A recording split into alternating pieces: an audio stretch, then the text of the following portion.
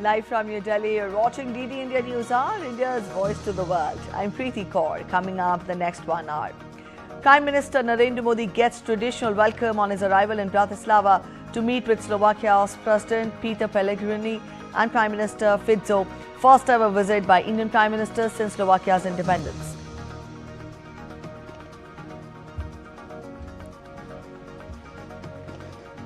US and Iran agree to peace deal and an immediate and permanent end to military operations on all fronts, including Lebanon.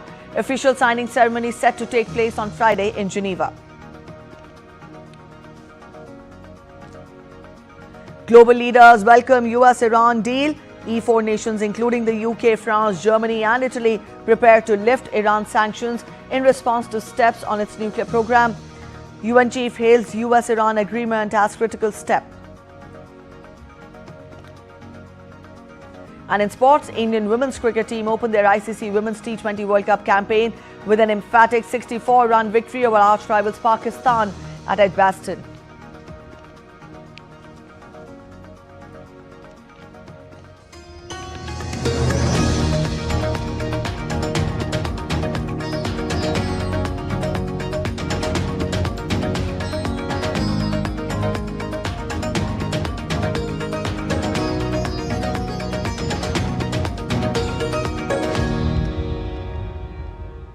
Prime Minister Narendra Modi received a warm and traditional welcome as he arrived in Slovakia from France.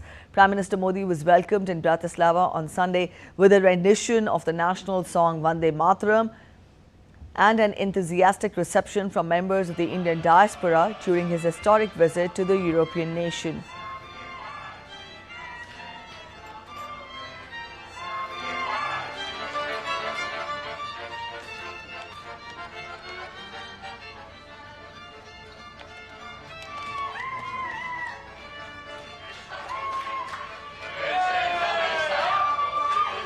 Prime Minister Modi also witnessed a spiritual performance by the Slovak musical group Mahadev Kirtan Project.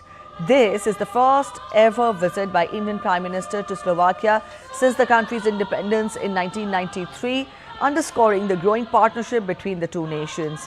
The Prime Minister will hold talks with Prime Minister Fico and explore new avenues of cooperation. Prime Minister will also meet President Pellegrini. The visit will reaffirm India's commitment towards strengthening its bilateral relationship with Slovakia in various sectors, including trade, investment, and automobile and railway manufacturing.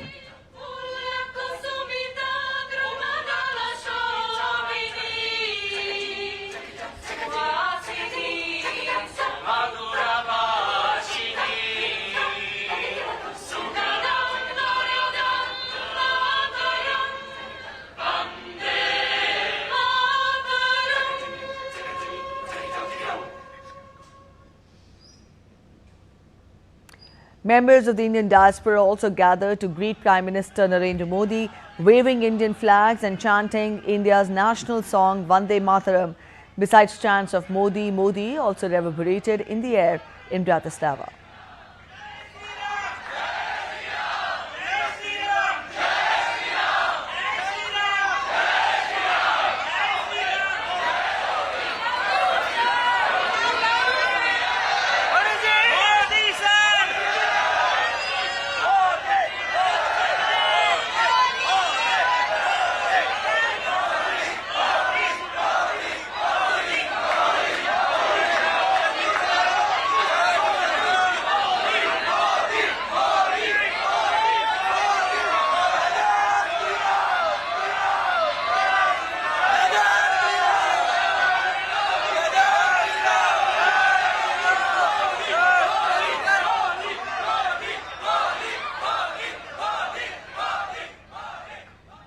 Cheers, smiles and tricolour waving, Prime Minister Narendra Modi received a resounding reception upon his arrival in Bratislava.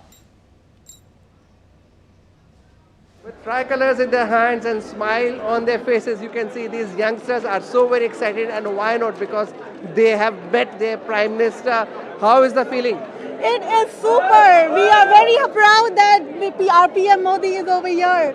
I'm very, very happy today. Thank you, Modi ji, for Thank coming you, here Modi and ji. visiting us. It is a thrilling experience. Thank you so much for Thank coming you so here. much. Thank you. Did you have the opportunity to shake hands with him? Of my life. It was so exciting. Very thankful for the opportunity. They are not the only ones, as you can see, all these people, they are here. How did you feel? I'm very lucky and very proud, and I'm proud Indian. I love Modi ji. I love everything about India. आज हम लोगों को सबको हम लोगों का पास मोदी जी को देख कर हम लोग बहुत खुशी हुआ, बहुत आनंद हुआ हम लोगों को। मोदी जी बहुत अच्छा काम कर रहे हैं। It was amazing meeting Modi. Everybody is so happy. It's like a festival today. Yes. It's a festival today. As you can see, all these people, they're carrying flags in their hands. They are so very happy, and why not? This is the first time that a sitting Prime Minister has visited Slovakia. So how's the feeling? It was really great that our Prime Minister visited Indian Prime Minister first time, and I hope that two countries will have a great relationship, and this visit will be effective for people who are living here and for both the. I'm overwhelmed with his personality, and I feel the relationship between the Bratislava, Slovakia and India will grow up healthy and very healthy. Very, very happy to see him, and I hope that our bilateral relationship improves after his visit. Many Indians, they will know about Slovakia, and Slovak also will know more about India, Indian culture, places to visit, and also Indian people can come and visit Slovakia. It's a really, really beautiful country, so people can know more about it and they can visit this beautiful country which is called Slovakia. Thank you. So there you hear all these people, they are so very happy, excited, and they are saying that this is their lifetime opportunity, because for them, Prime Minister came all the way from Delhi to Bratislava to meet them and also put forward India's views not only to Slovakia but also to the world through European Union. With cameraman Vinay in Bratislava, this is Vishal Baristo for DD India. DD India's Vishal Baristo also spoke to members of Mahadev Kirtan Project Band who presented their performance for Prime Minister Modi. Let's listen in. Reciting the mantras, these youngsters are from Bratislava and they have a band called Mahadev Kirtan Project, and they have played before the Prime Minister. Let's talk to them and find out. The lead drummer is Barek, so let's talk to him and find out how did it feel when you played before the Prime Minister. It's such an honor to play for him, and that's why we are very thankful of Slovak Embassy, Slovak Indian Embassy here in Bratislava, that they invited us to here to play for him. How was the feeling when you saw Prime Minister of India and you were playing before him? Namaskaram. We are very honored to be here and play for him. So it's very nice experience. And it's nice to bring mantra Asatoma to Prime Minister and all of us. How was the experience? It was a great honor to perform our authentic interpretation of mantras and a kirtan form for the Prime Minister Modi. We're honored. It was great to show our roots, Slovakian roots, in this Indian form and perform it here tonight. Talking about Indian culture, what do you like the most as far as Indian culture is concerned? I would have to say Indian music and yoga in general. I also love the nature in India, to be honest, but I think the music and the kirtan forms is something that's closest to me and closest to all of us. So that's something I'm very grateful for, that we get to do this here, even in the heart of Europe, in Slovakia, and have this spice of India here with us. So there you hear from these people, and they are also very happy. They love Indian culture, and yes, they also love the opportunity to play before the Indian Prime Minister. With cameraman Vinay in Bratislava, this is Vishal Baristo for DD India. Prime Minister Narendra Modi held a bilateral meeting with French President Emmanuel Macron on Sunday. In a post on social media, Prime Minister shared the glimpses of his visit to Nice.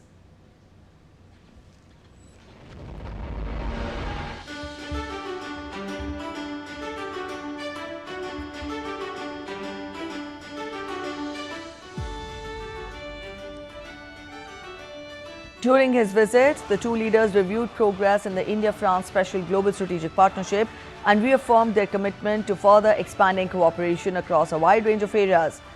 Prime Minister Modi also inaugurated Bharat Innovates alongside the French President.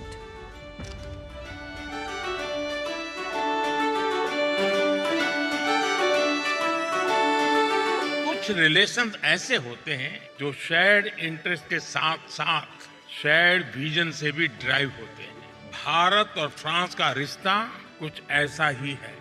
इस रिश्ते में connection भी है, conviction भी है। इस रिश्ते में इनोवेशन भी है, इंस्पिरेशन भी है। इस रिश्ते में शेयर्ड वैल्यूज हैं, शेयर्ड विजन भी है। और इसी रिश्ते की नींव पर बीते वर्षों में हमने साथ मिलकर नई पहले शुरू की है, नए विचारों को दिशा दी है और वैश्विक चुनौतियों के समाधान खोजने का भरसक प्रयास किया है।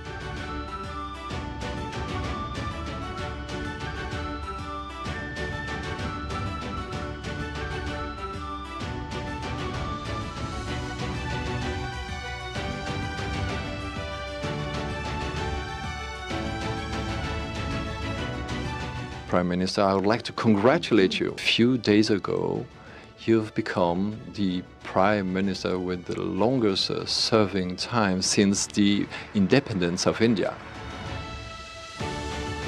भारत इनोवेट्स का ये मंच भारत के टैलेंट और यूरोपियन कैपिटल के बीच एक ब्रिज बन रहा है, एक ऐसा प्लेटफॉर्म जहां भारत के यंग माइंड्स को यूरोपियन एक्सपर्टीज से जुड़ने का अवसर मिल रहा है। आपको यहाँ भारत के भविष्य की झलक दिखाई देती है।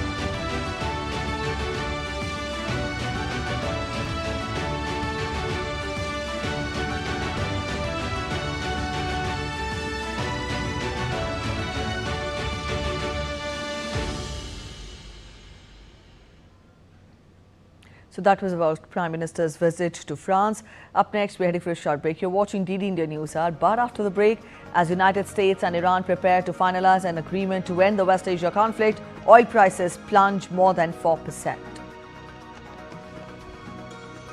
Leaders begin arriving in Evian ahead of G7 summit, even as clashes between protesters and police erupt at the anti-G7 demonstration. A tragic plane crash reported in Missouri claims 12 lives, including 11 skydivers and the pilot.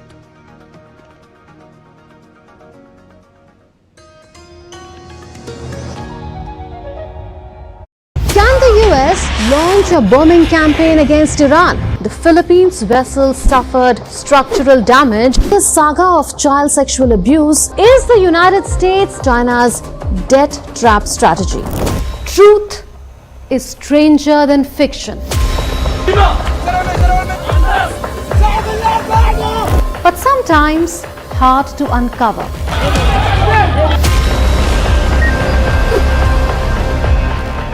Trust us to tell the truth, unadulterated and pure, of every story that matters to you.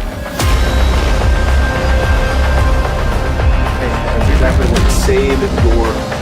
We read between the lines, cut the clutter, and connect the dots to get you the full picture. Watch Connecting the Dots at these times with me, only on DD India.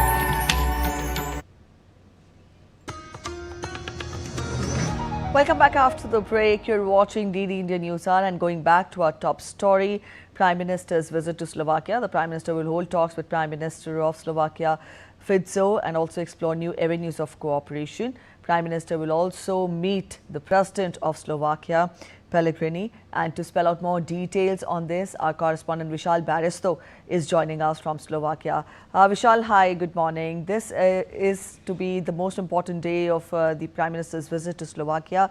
He will be holding meetings with the leadership of Slovakia. Now, this is also the first visit by an Indian Prime Minister after Slovakia's independence. Put all this together, help us understand what all is to be taken up when the Prime Minister meets with the leadership of Slovakia today.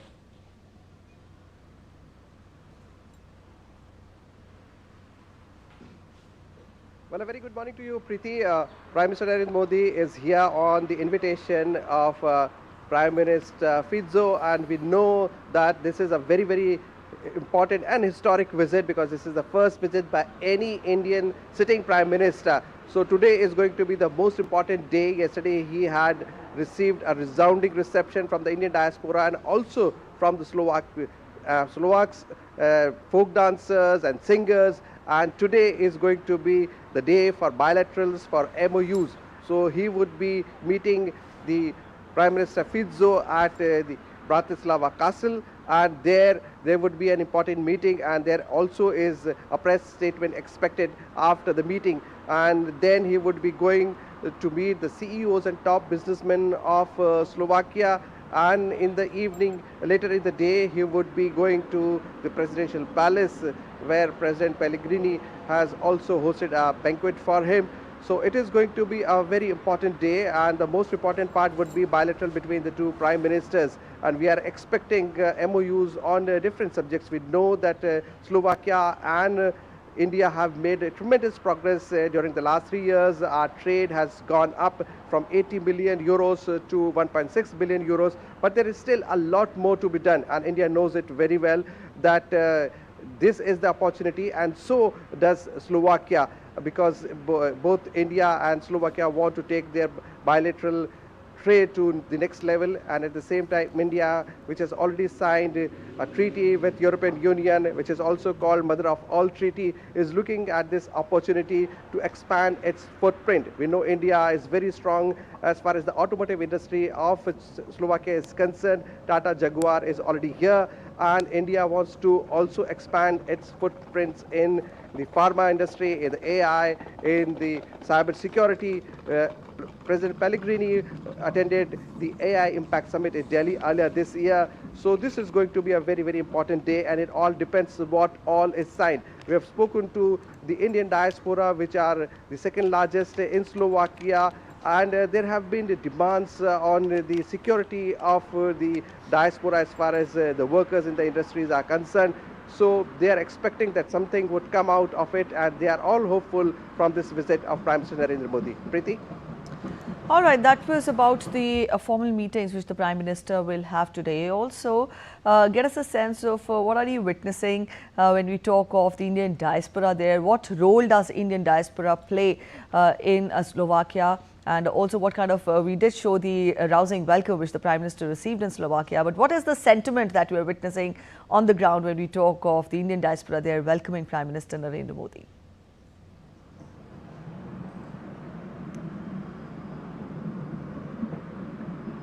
Well, the mood is absolutely electrifying. Yesterday evening, Prime Minister Narendra Modi was received very warmly by the Indian diaspora. There were cheers. There were I saw tears in the eyes of some of the ladies. They were also very excited. And why not? Because they've been waiting for this opportunity for a very long time. The Indian diaspora is the second largest after the Ukrainians. So you can well imagine that they had been expecting their top leadership. Prime Minister Narendra Modi also has an aura, and wherever he goes, he instantly connects with the people. So they were all expecting this visit, and they are also very happy that it is going to be a 3-day visit. Though he came late in the evening, but people stayed here in the hotel for a very long time, and with tricolors in their hands, they received their Prime Minister. And the Prime Minister also was very nice to them, because he tried to shake hands with every possible hand that was there, desperate to just have a touch of the Prime Minister, and with a gentle smile he received, and he reciprocated to every statement that was coming, and there were loud cheers and people were very happy about his visit. Today is going to be certainly a very important day, as I just informed our viewers, and today is the day which would further take India and Slovakia relations to new heights. Prime Minister Narendra Modi is also expected to pay his respects at the tomb of the unknown soldiers, which is on the banks of Danube River, and then he would be holding talks with the top CEOs. That is going to be the deciding factor between the industries of India and Slovakia. Preeti? All right, Vishal, we'll leave it here. Thank you so much for joining in with those details from Bratislava. And changing track to other updates now, the United States and Iran have reached a peace agreement after intensive negotiations on Sunday, with both the sides committing to an immediate and permanent halt to military operations across all fronts, including Lebanon. US President Donald Trump confirmed the deal, describing the agreement a major step towards stability in the region. Trump said the deal would ensure uninterrupted access through the Strait of Hormuz. He also argued that despite objections from Israeli Prime Minister Benjamin Netanyahu, the agreement had protected Israel from a potentially catastrophic outcome. The draft includes the complete lifting of the US naval blockade within 30 days and the suspension of sanctions on Iranian oil and petrochemical sales. The document also calls for an immediate and permanent halt to the war on all fronts, including Lebanon. Under the proposed framework, the Strait of Hormuz would reopen within 30 days under arrangements managed by Iran. The Memorandum of Understanding is scheduled to be officially signed on Friday in Switzerland. Iran's Deputy Foreign Minister Kazem Garibabadi said a more expansive agreement would be negotiated during a 60-day ceasefire period, including sanctions relief for Iran. In a statement, the Secretariat of Iran's Supreme National Security Council said that war and military operations on all fronts, including Lebanon, would end permanently starting on Monday night. Meanwhile, Israeli Prime Minister Benjamin Netanyahu has deferred with Trump over American demands. Israel has said that it will retain freedom of operations in Lebanon, while Iran has made a full ceasefire there an important component of its demands. Leaders across the world welcomed the agreement between Iran and the United States, expressing support for the ceasefire and the negotiations expected to follow. The strongest endorsements came from regional mediators and European governments. Qatar's Prime Minister welcomed the Memorandum of Understanding and voiced support for the next phase of negotiations. UN Secretary General Antonio Guterres congratulated both the sides for reaching the peace deal. While thanking Qatar, Pakistan, Egypt, Saudi Arabia, Turkey and other regional countries for helping facilitate the agreement, Guterres referred to the deal as a critical step towards the peaceful settlement of the conflict. British Prime Minister Keir Starmer also welcomed the deal, saying London stood ready to support the technical negotiations that will now begin.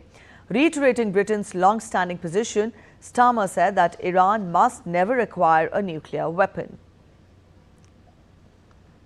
Japan's Prime Minister Sanae Takaichi also welcomed the announcement by the United States and Iran, expressing hope that free and safe navigation through the Strait of Hormuz will be ensured in practice.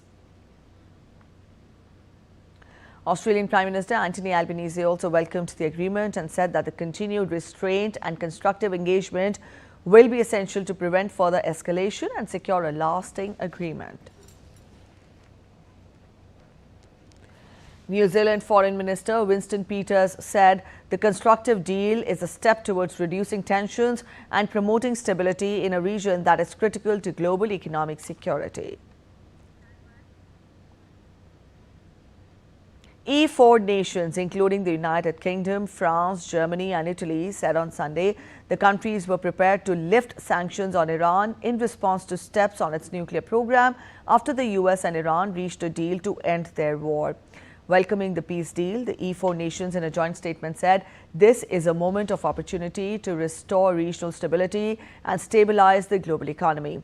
The leaders of E4 nations said that they were prepared to lift relevant sanctions in response to clear, verifiable steps by Iran on its nuclear program. The statement further reads, I quote, Iran must never acquire a nuclear weapon. We stand ready to work with the US, Iran and the IAEA to this end. The leaders also reaffirmed their full support to the stability, sovereignty and territorial integrity of Lebanon and the importance of a robust ceasefire. On Monday, 2 US-flagged merchant vessels crossed through the Strait of Hormuz as US Navy guided missile destroyers operate in the Gulf. US Central Command said in a statement, American forces are actively assisting efforts to restore transit for commercial shipping. Earlier, Iran said it had forced a US warship to turn back from entering the Strait of Hormuz, although US Central Command quickly denied a report of a missile strike. A senior Iranian official said that Iran had fired a warning shot and that it was unclear whether the warship had been damaged. Meanwhile, the 20 Indian crew members of commercial vessel MT Jalveer are being repatriated to India from Muscat. Ambassador of India to Oman interacted with Indian crew members of MT Jalveer in Muscat ahead of their repatriation to India and wished them safe journey back home. The crew was safely evacuated ashore in coordination with Omani authorities following the incident involving the vessel.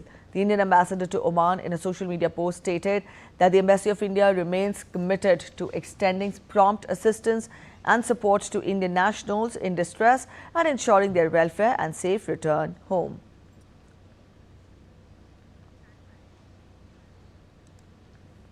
Oil prices plunged more than 4% on Monday after the United States and Iran reached an agreement to end the West Asia war. West Texas Intermediate was down 4.39% at $81.15 a barrel in Tokyo after mediator Pakistan said the United States and Iran agreed to a peace deal and an immediate and permanent end to military operations on all fronts, including Lebanon. Japan's Nikkei jumped by 3% and South Korea's Kospi was up by 4% after US-Iran peace deal. The sudden diplomatic breakthrough triggered a massive relief rally across Asian markets, which had previously been highly volatile due to escalating West Asia tensions. The US dollar fell 0.31% to 99.492 on Monday, a 10-day low against its major peers as the United States had agreed to a peace deal with Iran that sent oil prices tumbling and boosted demand for riskier assets. Some G7 leaders, along with French President Emmanuel Macron, host of this year's G7 summit, arrived in the French lakeside town of Evian ahead of the opening of the 3-day meeting on Monday. Leaders from Britain, Canada, Germany, Italy, Japan and the United States are expected to join the summit, along with invited representatives from several other countries. Macron said that G7 leaders will discuss West Asia conflict while also focusing on regional stability. The summit is expected to address a broad range of global issues, including security, economic cooperation, and international stability as world leaders seek coordinated response to evolving geopolitical challenges.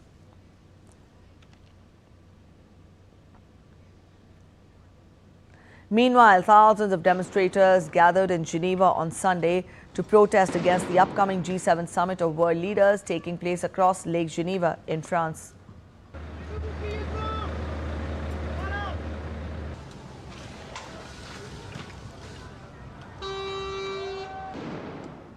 You're watching DD India NewsHour. We're heading for a short break, but after the break, commercial flight operations begin from Geneva Airport, giving a push to employment and development in the region.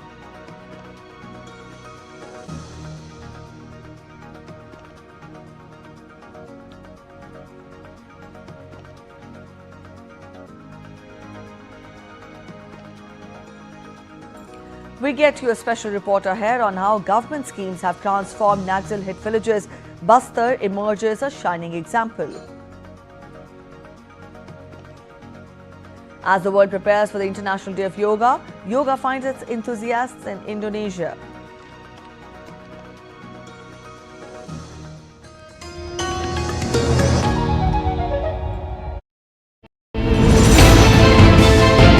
geopolitics and trade deals. Economic challenges amid development. Hard work and the path to prosperity. It's the economy always. Between walkers, money is what money does and says. Supply creates its own demand. Between the bulls pulls and bears tears. When supply chains globalization and India rises to the podium. We'll get you centered with the economic brief at 8 p.m. every Thursday on DD India.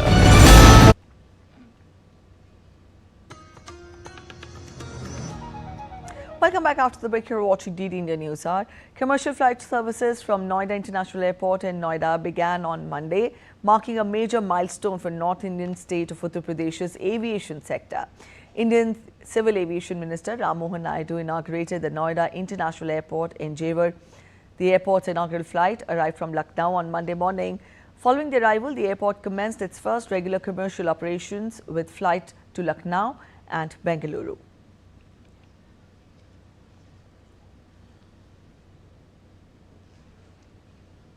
Going to be the third airport which is going to be for the National Capital Region of Delhi.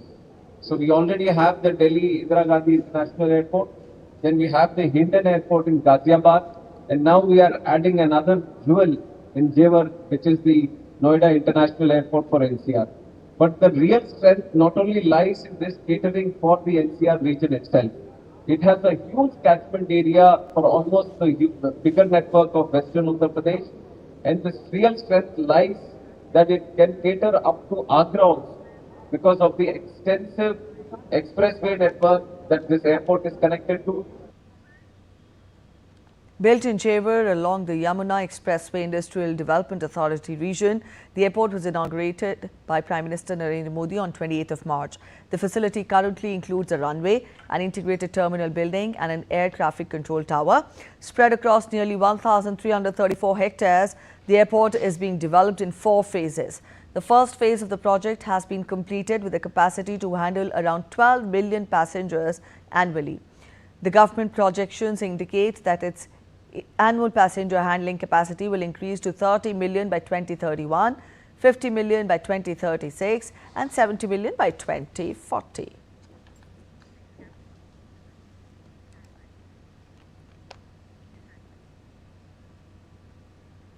As the Narendra Modi government completes 12 years in office, Bastar stands out as a finest example against Naxalism.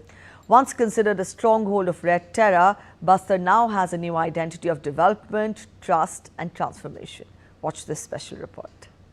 Over the last 1 decade, Bastar has witnessed a remarkable transition from terror havoc to a flourishing economy. But there was a time when the name Bastar immediately brought to mind Naxal, violence, landmines, ambush attacks, and the sounds of guns. Administrative reach to villages was extremely limited, and many areas were considered completely under Naxalites' influence. But gradually, the center and state governments strengthened their security strategy and tightened the noose on the Naxal network. Joint operation by CRPF, Cobra Battalion, District Reserve Guard, and State Police broke the backbone of the Naxal movement. Several top Maoist commanders were killed, hundreds of Naxals surrendered, and a large number of cadres returned to the mainstream.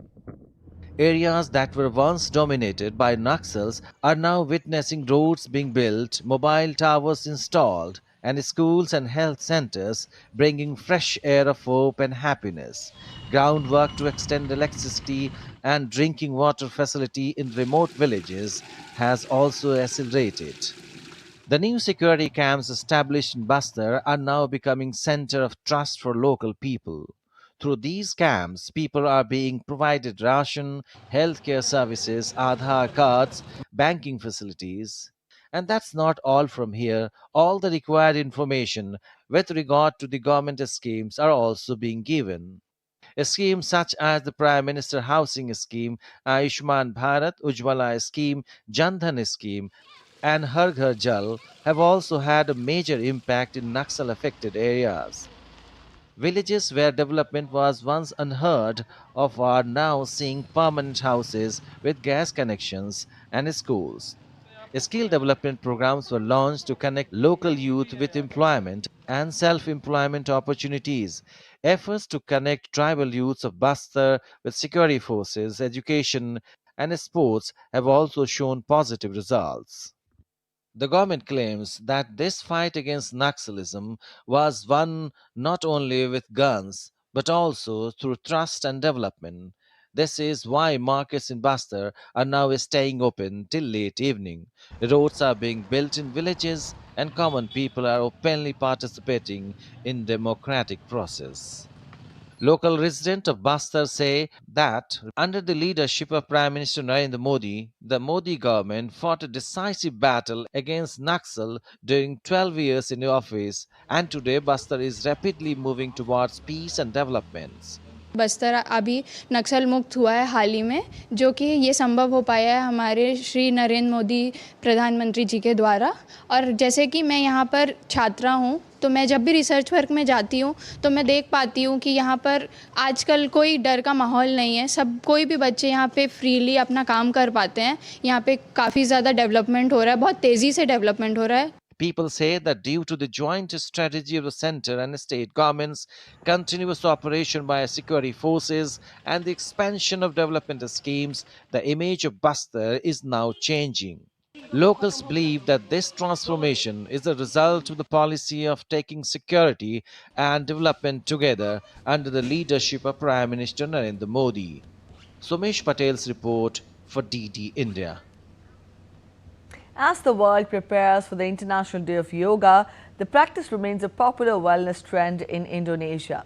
This year's theme, Yoga for Healthy Aging, resonates with yoga students of this center in Jakarta, where people of all ages are embracing its therapeutic benefits. Our correspondent Chandani Vasandani gets us more. Yoga took Indonesia by a storm when it first came on the scene in the late 90s, as thousands of people embraced it as a way to relieve stress and frustration. Today, that passion has only grown. At the Jakarta-based Indian Embassy's cultural wing, the reception has been more than expected. The JNICC Cultural Center holds yoga classes twice a day from Monday to Friday, and their regulars try to make it every day, driving a movement that aligns with this year's International Yoga Day theme of Yoga for Healthy Aging. So I found that the people love the yoga here too much. There is not only the trained yoga here, but also the people do the yoga to gain the maximum health benefits, as well as not only the physical health, but of course the mental health, the overall holistic health, we can say. Indonesians look at yoga not just as a fitness routine, but as a deep life philosophy that keeps evolving every single day. Not only in the Jakarta, but almost everywhere in Indonesia, there are a lot of the yoga studios, and people are taking part into those yoga studios very, having with very much interest. So the people are not only using the yoga as their daily exercise, but some of them, not everyone of course, some of them, they do yoga as a philosophy in their life. They are keeping it the philosophy in their life. For the regulars who attend daily classes, the health and spiritual benefits are well beyond their expectations. Although the world knows India as the birthplace of yoga, there is now a surge of yoga communities and centers across Indonesia, proving that this ancient tradition has found a home in the country. It's not surprising to see how yoga has taken off in Indonesia. For those who practice yoga daily or weekly, they say that they feel the benefits in their flexibility, in their health, and in their mind, for their peace of mind amidst the chaos of Jakarta. This is Chandni Vasandani for DD India. Let's get to weather updates from different parts of the country now. As per the Indian Met Department, diverse weather patterns are expected across several parts of the country in the coming days. In the northeast, extremely heavy rainfall is very likely at isolated places of Arunachal Pradesh, Assam, Meghalaya, Nagaland, Manipur, Mizoram, Tripura and the sub-Himalayan regions of West Bengal and Sikkim. North and western India are likely to experience severe thunderstorms and squalls.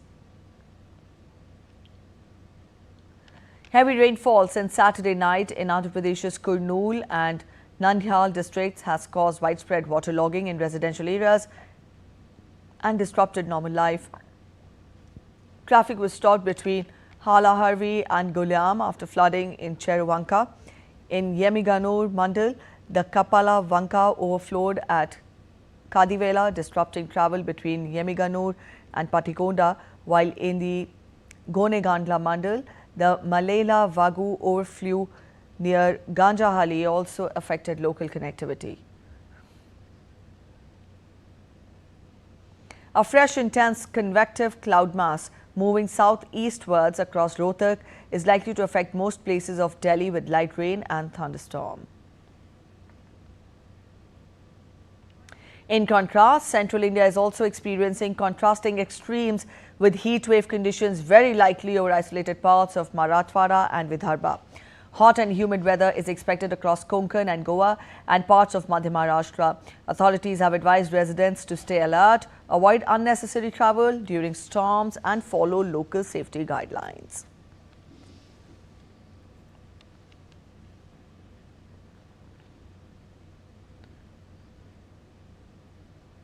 Tamil Nadu fishermen prepare to return to sea as the 61-day fishing ban ends, with over 800 boats set to resume voyages.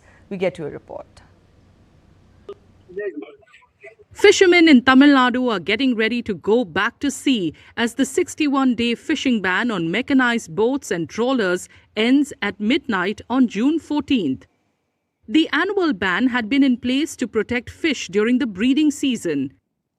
At Chennai's Kasimedu fishing harbour, fishermen offered prayers to the sea before they set out on their first fishing trips after the ban is lifted, seeking a safe and prosperous season. After 2 months spent repairing and maintaining their boats, fishermen are now stocking up on ice, food and water as hundreds of vessels prepare to head back to sea. For thousands of fishermen, it signals a return to long nights at sea, renewed hopes of a good catch and the prospect of better earnings.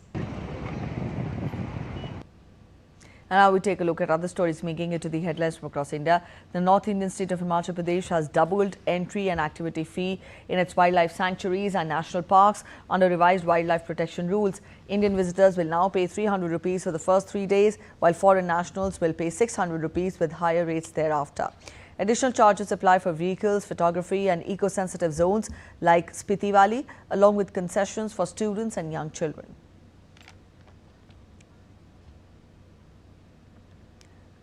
With elections to the State Assembly around the corner, the Election Commission of India began the exercise of training the staff and getting electoral forms printed from Monday onwards, when the preparation phase for the SIR gets underway. This is being done before the house-to-house survey begins for 2.14 crore voters in the state from June 25th. After verification, a draft voter list will also be released for claims and objections, aiming to make the electoral process more transparent and accurate. You're watching DD Indian NewsHour. We're heading for a short break, but after the break, Japan's last goal stuns Netherlands. Stay with us for the latest updates from FIFA. Scotland's Tartan Army switches sports to a different sport, baseball, for a day in Boston.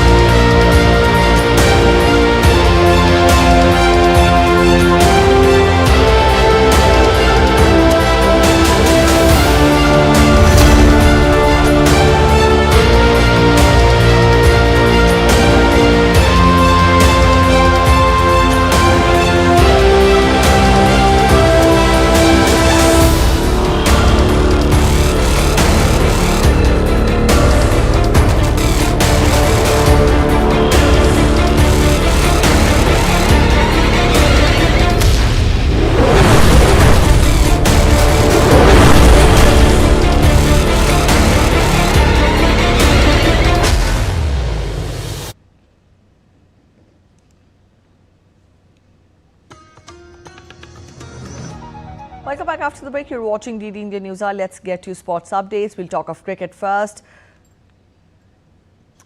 All-rounder Deepti Sharma delivered a masterclass spell, picking up a 5-wicket haul as well as a successful run-out effort as Team India opened their Women's World Cup campaign with a clinical 64-run victory over arch-rivals Pakistan on Sunday at Edgbaston in Birmingham. Vice-captain Smriti Mandhana looked in great form, scoring 68 runs, while skipper Harmanpreet Kaur struck 35 off 35. Richa Ghosh's brisk 17-ball 34 helped the women in blue score 170 for 6 in 20 overs. For Pakistan, Muniba Ali offered the lone resistance, scoring 41 off 35 balls and anchoring the innings to some extent. The rest of the batting lineup faltered as they were eventually bundled out for 106 in the 17th over.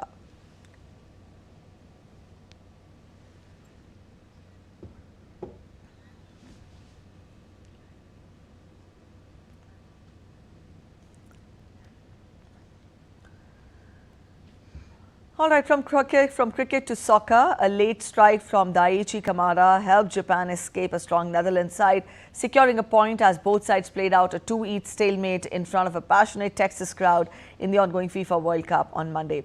While it was the Netherlands who took the lead, courtesy of a goal from Virgil van in early minutes of the second half, Nakamura produced a leveller just minutes later.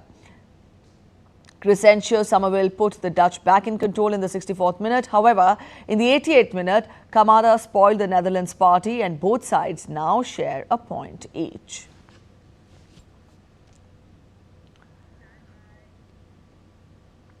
In other FIFA World Cup encounter, Germany overpowered tournament debutants Curacao to begin their World Cup campaign with a dominant 7-1 victory.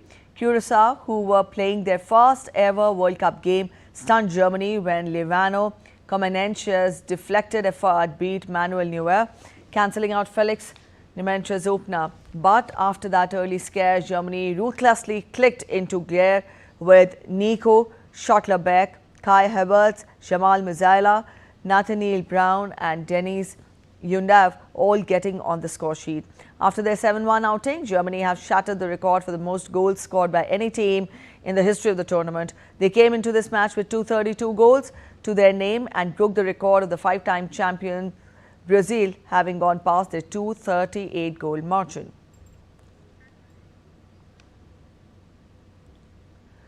Indian archery delivered a major moment on the world stage as Olympian Dheeraj Bombadevara and 17-year-old Kumkum Mohoth defeated Olympic champions Korea 5-1 in the recurve mixed team final at the Archery World Cup in Antalya to win a gold. This marks India's first gold medal in the recurve mixed team category since 2022. The Indian pair dominated throughout the tournament, defeating Denmark, the United States and Germany on their way to the final, while conceding just 4 set points in the entire campaign. Dheeraj's experience combined with Kumkum's fearless shooting proved decisive, with the teenager also securing her second World Cup gold of the season after winning the women's team title in Shanghai earlier this year. The victory underlines the growing strength and depth of Indian archery ahead of the upcoming Archery Premier League in Hyderabad this October.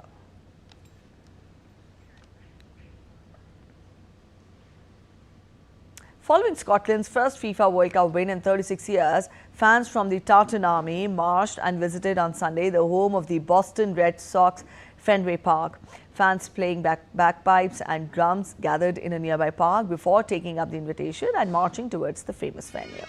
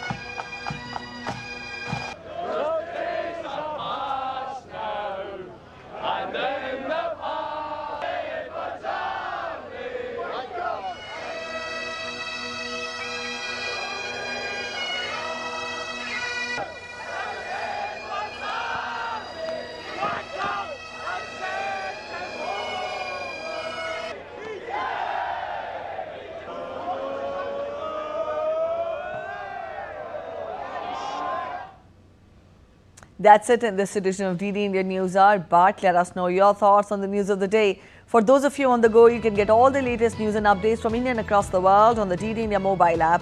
This app is available on both Android and iOS platforms, and you can download the respective QR codes. We'll be back with more news as it breaks here on DD India.